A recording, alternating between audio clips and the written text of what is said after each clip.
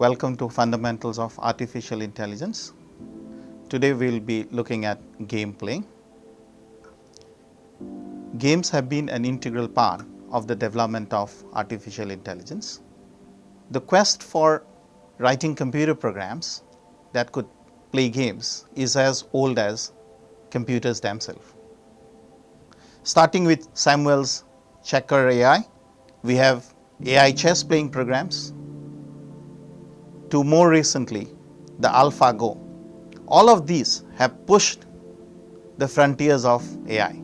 One important realization has been that game allows a very good platform for experimentation, and that is why there is fascination for looking at games.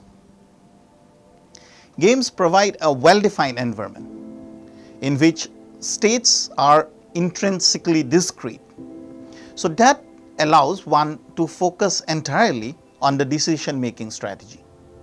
If we had not taken these games and would have looked at decision making strategies to be evaluated by other means, such as a robot playing with a kid, there would be so much of uncertainty involved, so much of probabilities to be taken into account, that we may have lost the very purpose of using it to look at our decision making strategy. In games, rules are well defined and success and failure can be measured easily. That is why we look at games as a medium to evaluate the strategies of decision making. Games allow us not only to reason about one algorithm or one process. Games in a way allow multi-agent activity. We had only looked at one algorithm whose aim was to find an optimal path to the goal. Bringing in the idea of games, we could now involve more than one agent. And the interaction between agents has mostly been studied by extracting them as games. Here we will look at a group of games which are called board games, such as chess, checkers, or more commonly played, the tic-tac-toe. Let us now quickly review the characteristics of these board games before we move on to talking about how these games are to be dealt with within AI. Board games are those which you play on a board. We are talking of two-person games. That is, we have exactly two players. These games are zero-sum games. Now, zero-sum games are those where one player gains, the other player loses. So it's like A's gain is B's loss if A and B are playing a zero-sum game. We are talking of here games which are complete information games. Complete information games are those in which both players have access to all the information. That is, they can see the board and thus know the options that the other player has. The other important characteristic of board games that we will deal with is that we are talking of games which are alternate moves. That is, the two players that is involved in the game takes turn to make their moves. And finally, we are talking of deterministic games. Deterministic games are those which does not have any element of chance in the moves that one make. So in this portion of our course, we will be looking at how one has a winning strategy for a board game, but then the board games that we will be talking of would be restricted to two-person, zero-sum, complete information, alternate moves, deterministic games.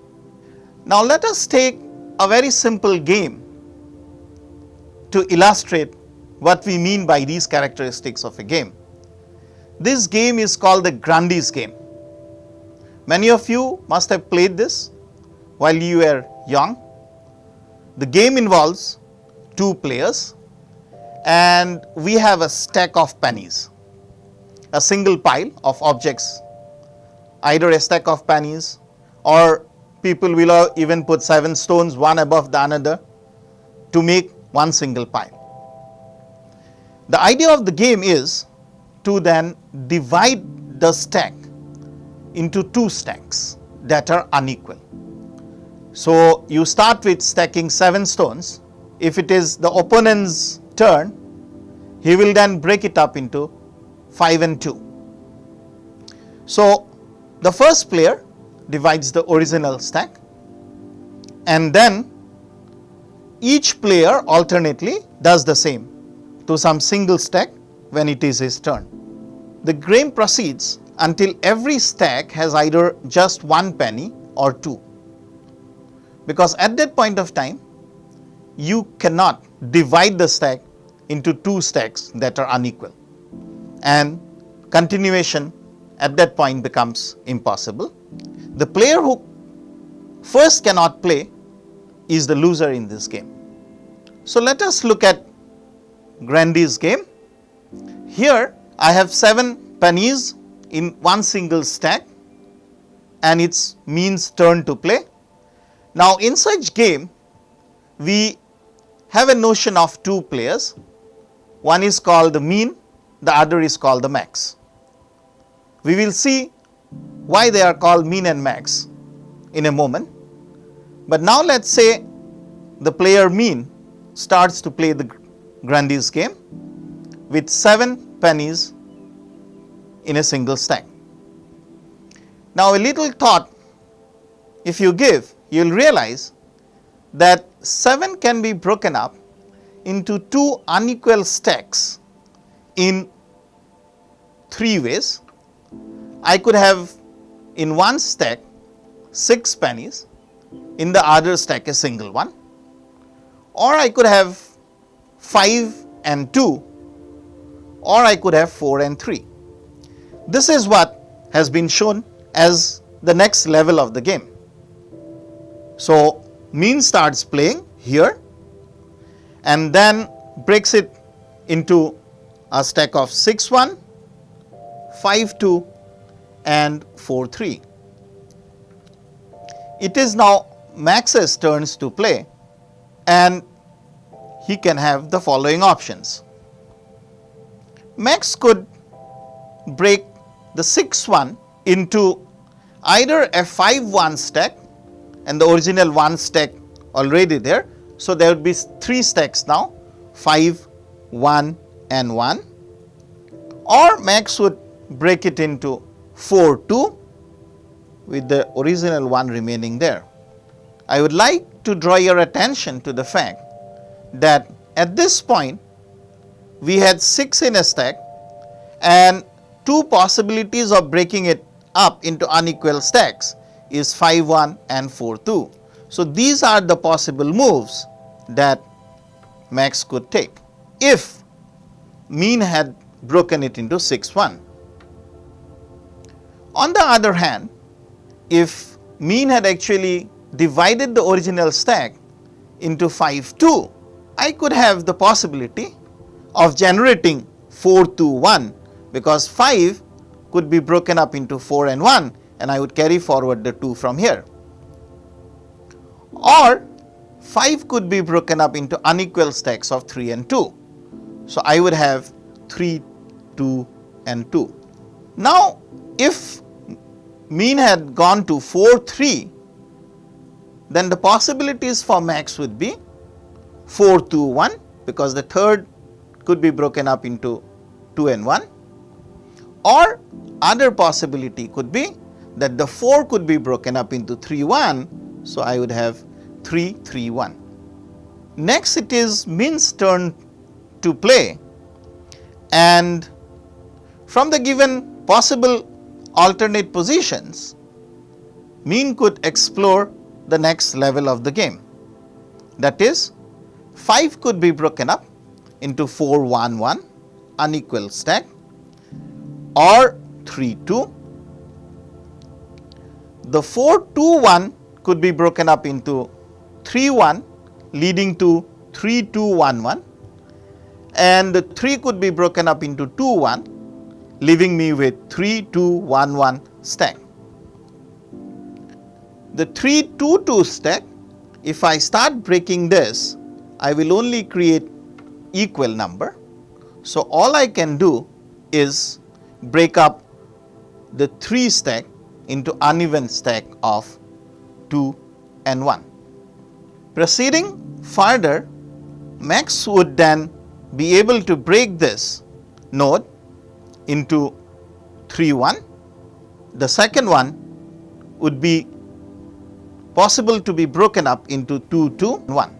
And the only possibility now left with mean is that he can work on this node. Here it is not possible for mean to break it up into unequal stack, because I have 2, 2. Even if I think of breaking this stack, all I will have is 1, 1 penny in each stack. So it will not be a legal move according to the rules of Grundy's game. At this point, mean can play and break it up into 2, 1, 1, 1, at which point Max will not have a possibility of moving any further. So this is the total tree of the possibilities of Grundy's game with 7 pennies in the initial stack.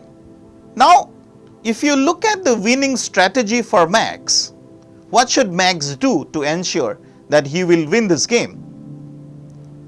We can note that no matter what Win does in this game, that means no matter what mean tries to follow, Max can always win this game. This is precisely because at the first instance, here at the top, mean can follow 3 paths, which is either to 6, 1 or to 5, 2 and to 4, 3. Once he follows these 3, one of the 3, Max can ensure and come to 4, 2, 1 or to 3, 3, 1. Once Max ensures that he has come to either 4, 2, 1 or 3, 3, 1, mean is forced to play and divide the stack either this 3 into 2 and 1 or this 4 into the 3 and 1. That is, at that stage of the game, mean will have to come to this node. Once mean comes to this node, Max ensures that he breaks the 3 stack into 2, 1, and at that point, mean doesn't have a legal move and Max can win. So as we can see, no matter what mean does in this game, Max can always ensure that he wins this game. Now let us take a moment and see if this winning strategy for Max has a similarity to the AND/OR graph that we have discussed previously. The AND/OR graph is about having AND nodes and OR nodes at alternate levels. So if you look at the winning strategy of Max, at one point you would see that there is a similarity in the winning strategy for Max and a solution graph for an AND/OR. Because if you look at mean's next move at any point, then the mean's next move have successors that are like AND nodes. From Max perspective, solution must be obtainable from all of these nodes. Whereas, if you look at Max's next move, you will see that Max's next move is something like the OR node, because all Max needs to win this game is to follow at least one of them. So this winning strategy of max is very similar to the AND/OR graph that we have discussed previously. So question is, can we use the search algorithm for AND/OR graph, that is the AO star, for searching such game trees? Many simple games actually can be handled by such search techniques that are analogous to those used for finding AND/OR solution graphs. For more complex games such as chess or checkers, the AND/OR search to termination is out of question. It's not possible to generate the whole game tree. Complete game tree for chess has approximately 10 to the power 40 nodes, and you can see from the volume that it is not feasible to have the complete tree generated.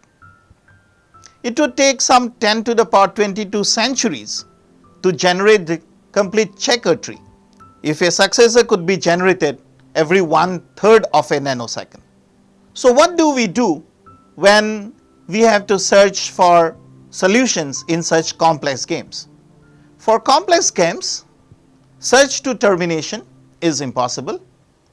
So our goal in searching such a game might be just to find a good first move rather than the best move possible that will take me to a win. So we could make the move the best possible right now and wait the opponent's reply, and then we could search again to find a good first move from this new position. So extract from the search graph best first move. That's what we want to do. This estimation we can make by applying some evaluation function to the leaf nodes of the search graph. In order to do that, let us introduce a couple of concepts before we move on to talk about an algorithm to do whatever we have highlighted about searching complex games. We introduce the concept of a game tree. A game is represented by a game tree. A game tree is actually a layered tree.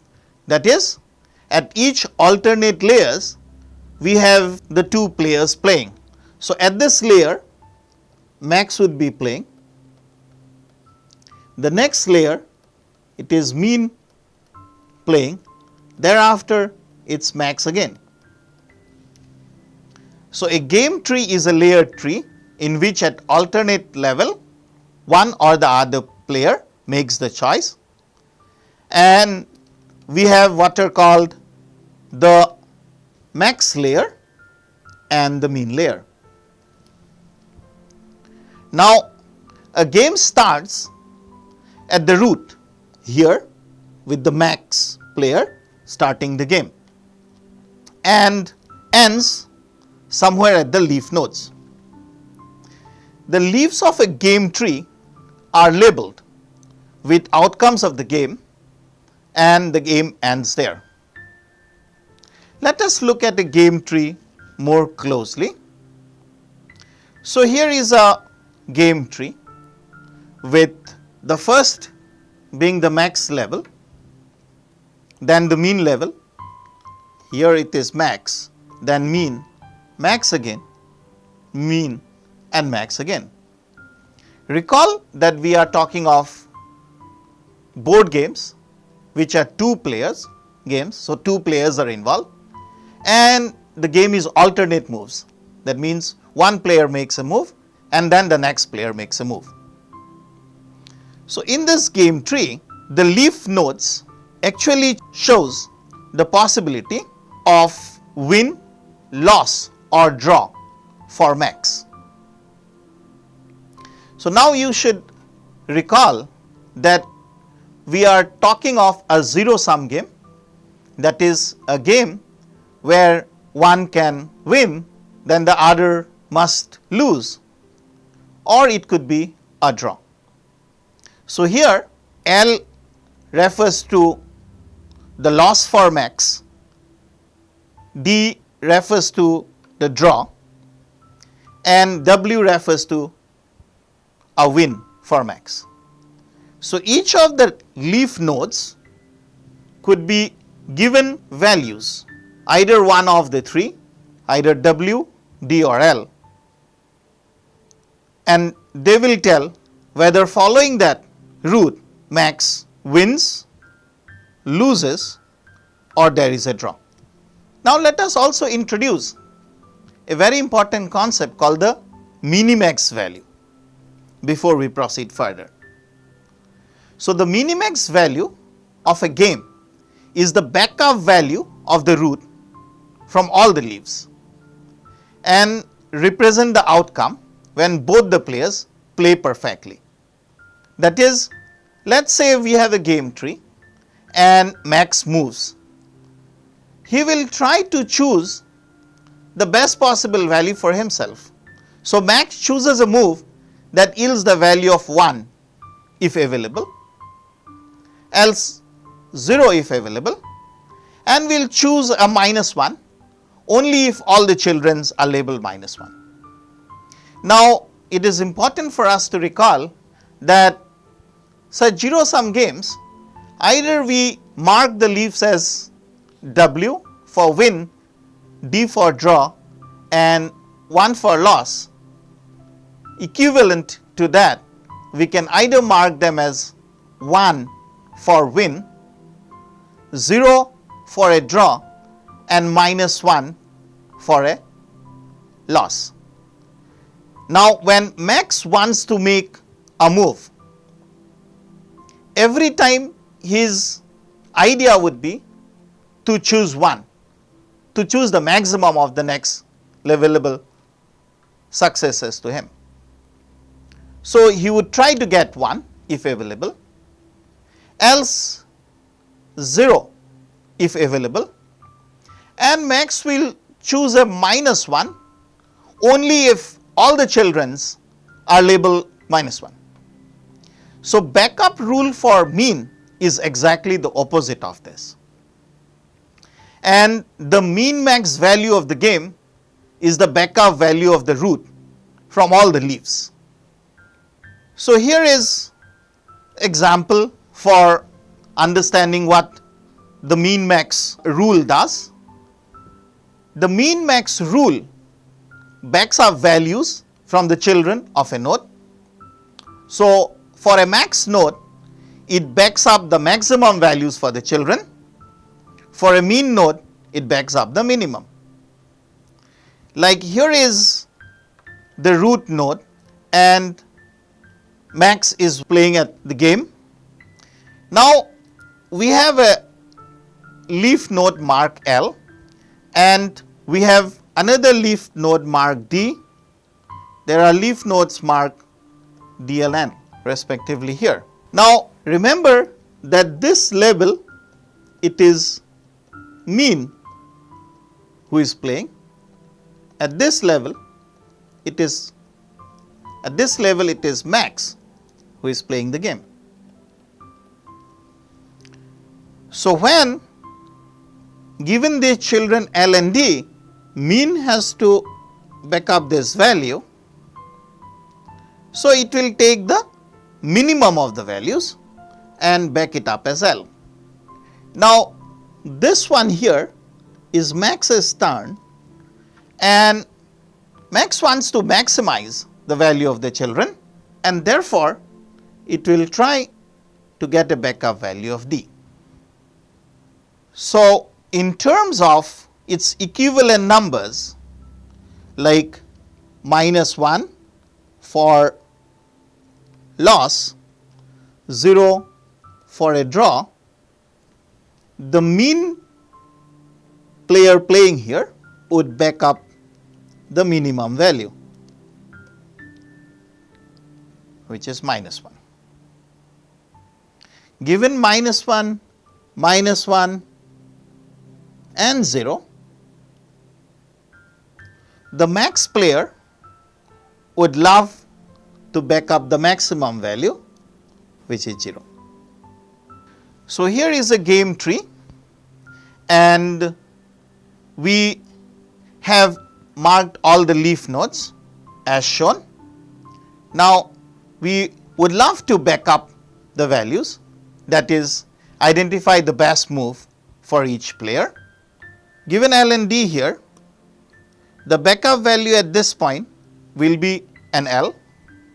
So the backup value at this point is an L again. The backup value here is an L, because this is the means level.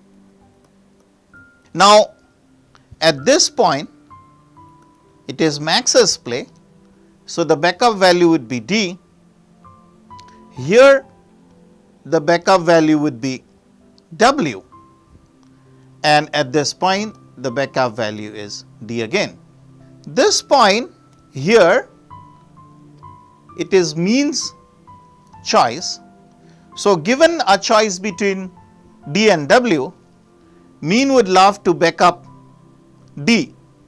At this node, it is interesting to note that the only available backup value for mean is W, and it is forced to back up to W.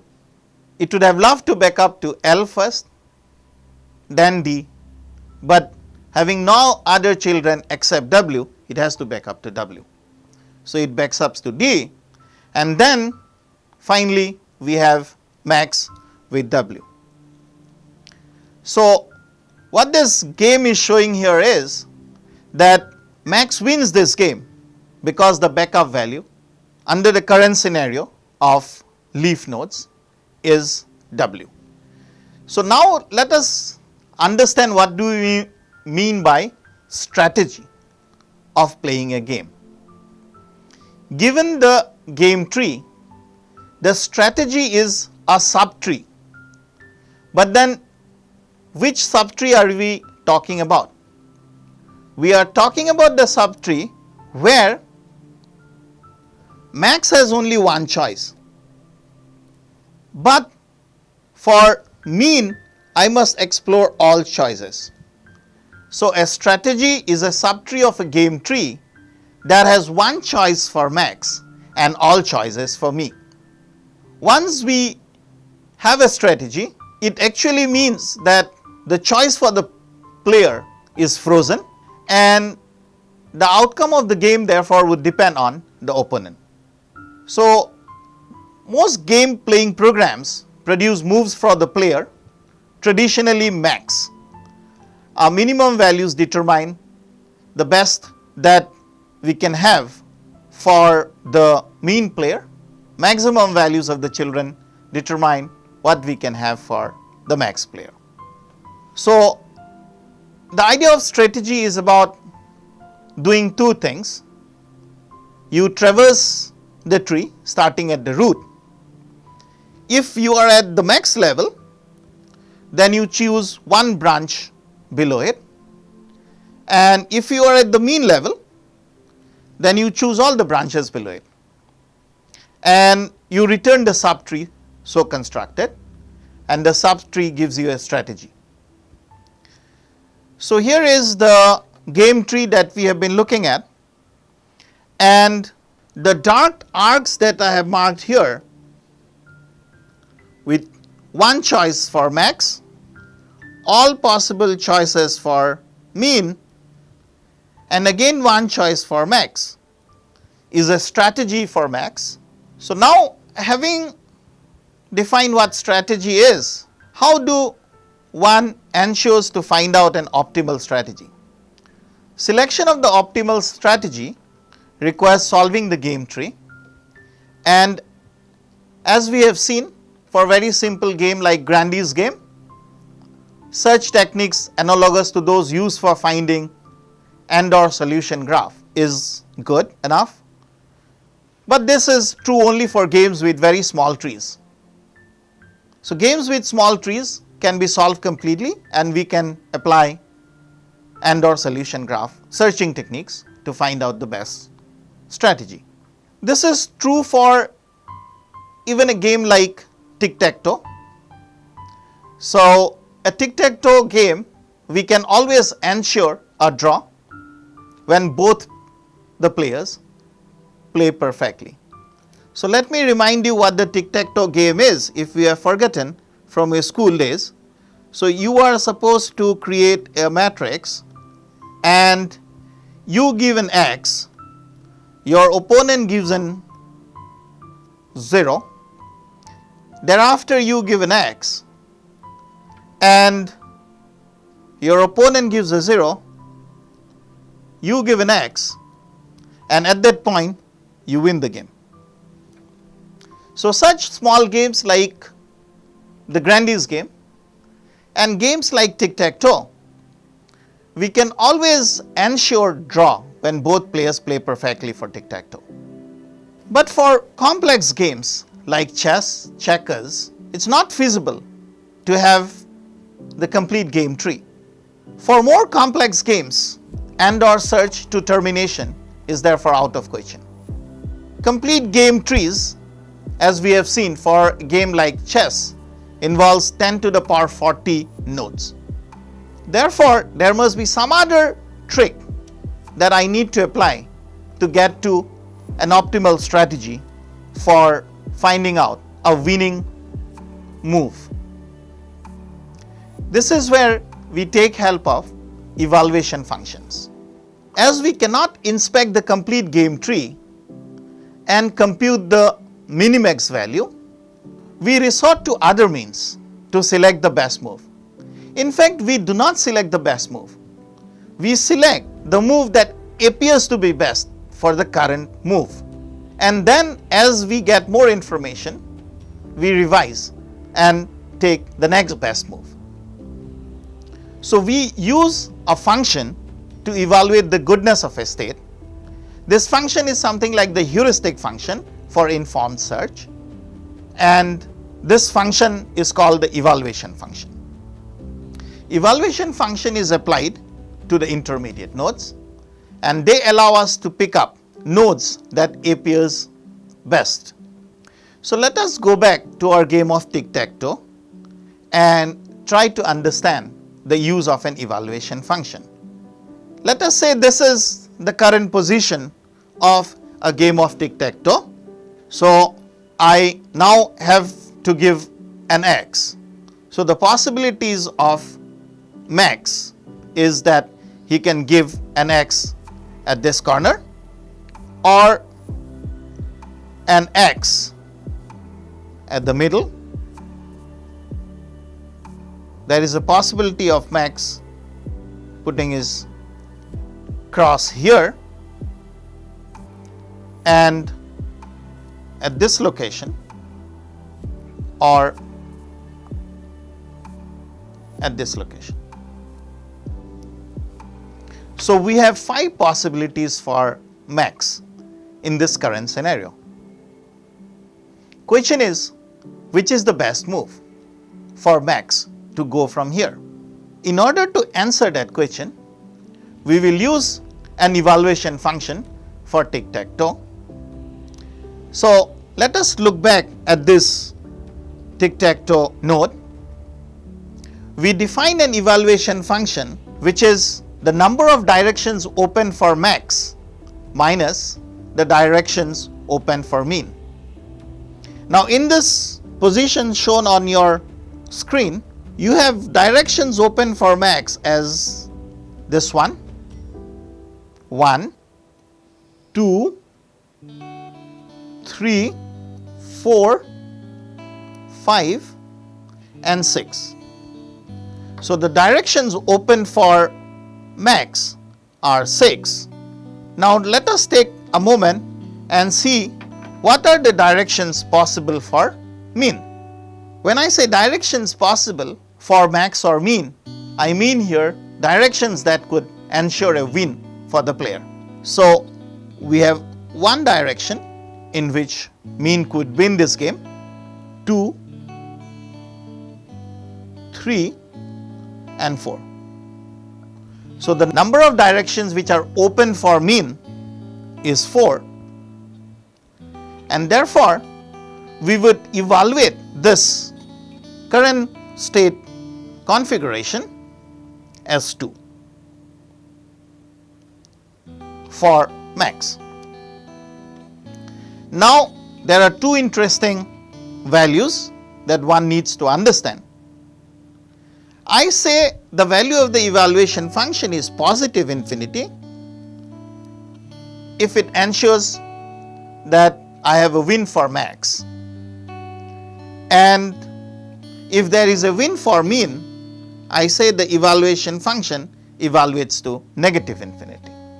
Given this definition of an evaluation function, and given the fact that I am looking for the best first move for my max player given a state configuration as shown, and want to evaluate the 5 configurations one after another, let's try to play for min. So once I have come to this location marked with the circle on your screen, let us see what are the different moves possible for min. So as shown here, min could have 0 at this extreme left, or a 0 in the middle button row, 0 at the bottom of the right, or a 0 at the middle of the right. Using the evaluation functions that we have defined, we would compute the values. So number of positions open for max at this location is 1 and 2. So we have a 2 there. Number of directions which is open for mean at this location is this. So we have 2 minus 1, 1 as the value of the evaluation function. The number of directions open for max is 1, 2 and 3. The number of directions open for mean is only this, which is 1, and therefore the evaluation function is 2. So continuing in similar way, I have 2 directions open for max and only a single direction open for min. So that evaluates to 1. Here I have 3 directions open for max, 1, 2 and 3, whereas I have only a single direction open for min, so it evaluates to 2. So these are the evaluation functions.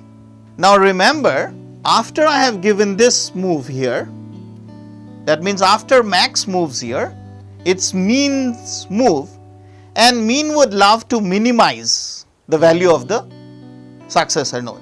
So of these evaluated values, mean would pick up 1 that gives it a value of 1. So mean would either move here or it would move here.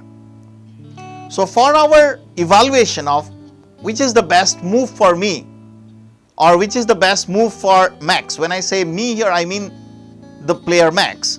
So which is the best move for max at this point, I would try to figure out which is the best possible allowable value once I have moved there by mean. So we see that the value that I get for that particular position that I move to is 1.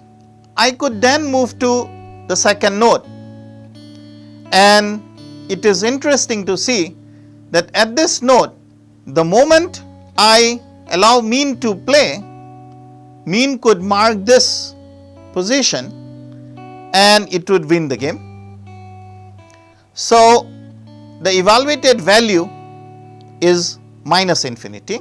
I could evaluate the different values for the different moves of the mean node to be 1, 0 and 1, as I have explained in the previous move. But then mean would love to pick up the value that has the minimum, and therefore this node here would be minus infinity. we can move ahead and look at the next node, which again gives you the value of minus infinity. As you can see, if max do not fill up this, min would immediately fill that up and ensure a win. And this will have a minus infinity value for the evaluated function, whereas rest of them could be 0 or 1. We compute for the fourth option and we see similar values because this is left out. If this is left out, we will see that there is a win for min, and similarly for the fifth move. Now it is interesting to note that if I start with a move that does not block this winning position for min, the next move that min would give is to ensure a win. And the backed up values for all these nodes will therefore be minus infinity. This is what I have shown in this slide. The backed up values for each of them based on min's next move. The only possibility of min not winning is when I close this position in my next move, and that gives me an evaluated value of 1. So it is max's move, and I want to maximize the value of the evaluation function. So under this scenario, I would love to place an x in this particular position. This is what is done by computing the evaluation function. Now, we have not looked at what is the best path to take to ensure win for max. But what we have done is computed some value for the next level and somehow backed up those values to see what is the current best possible move. And this is what we will deal with in the next lecture, where we will be talking of a procedure called the minimax procedure. So for complex games such as chess or checkers, we have been emphasizing that it's not possible to extract the best move. So a good first move is all that I can extract, and this I do by a procedure called minimax. What we do in this is we back up values on the evaluation of the tip nodes and continue to back up values level by level until finally the successor of the start node are assigned backup values. The entire procedure actually rests on the assumption that the backup values that I get are more reliable measure rather than directly applying the static evaluation function. This is what we will see in the next lecture. Thank you very much.